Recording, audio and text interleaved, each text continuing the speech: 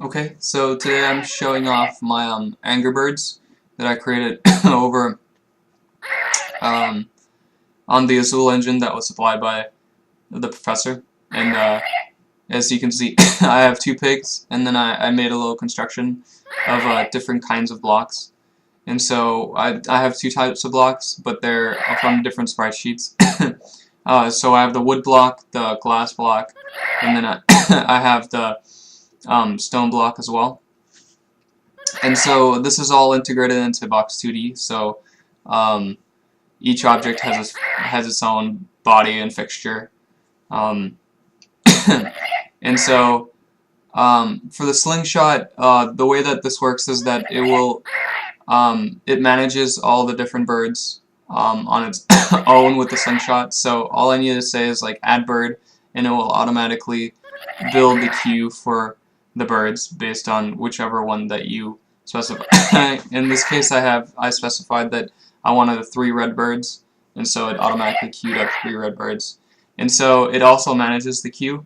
So if I grab one, it moves all the other ones up,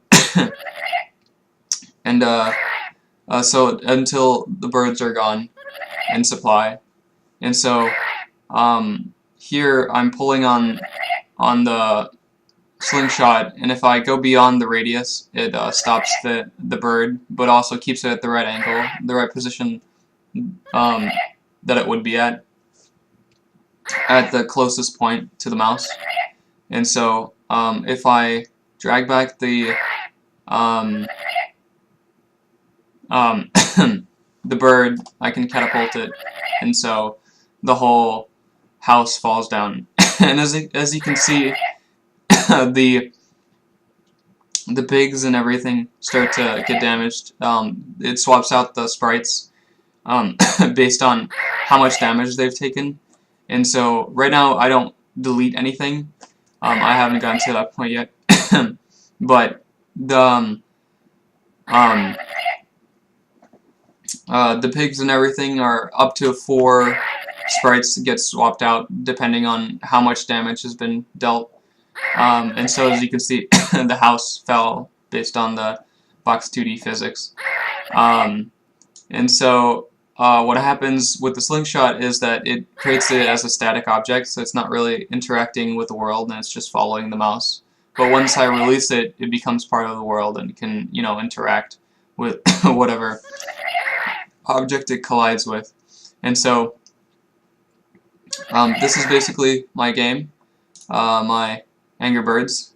And as you can hear, I added a couple of sounds in the background that are just playing on a random timer. Unfortunately, I didn't get to actually implementing the destructions and things like that, mainly because I didn't really distinguish between game objects and birds and things like that. So it's something I have to go back and revamp to where I inherit from game object rather than use game object for everything.